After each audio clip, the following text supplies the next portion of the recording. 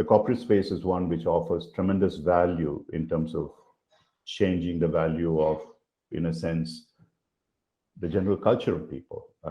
They have tremendous influence in being able to do it in multiple ways. So they can make or even break. And so they need to understand what makes and what breaks, as it were. So wanted to start this with a systemic approach because I found that working by myself in the systemic space, it made such a huge difference. Literally miracles happen when we did systemic work with teams of leaders rather than individuals. The companies came back and said, hey, what the hell have you done? It's like a miracle. I said, it's no miracle.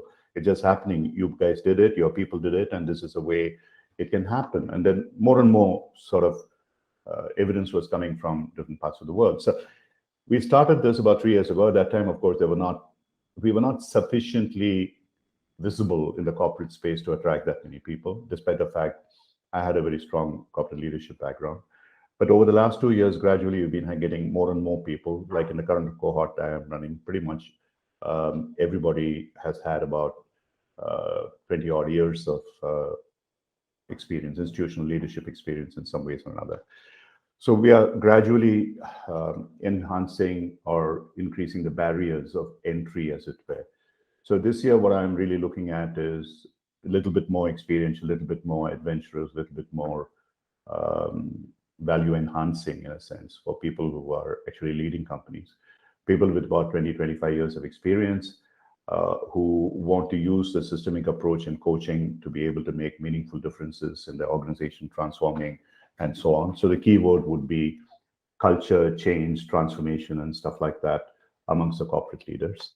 And one of the things that we are offering is not only just in the classroom, whatever we are doing. This, we already started a couple of years ago where the program was built around coaching, leadership, self-discovery, and all these three coming together.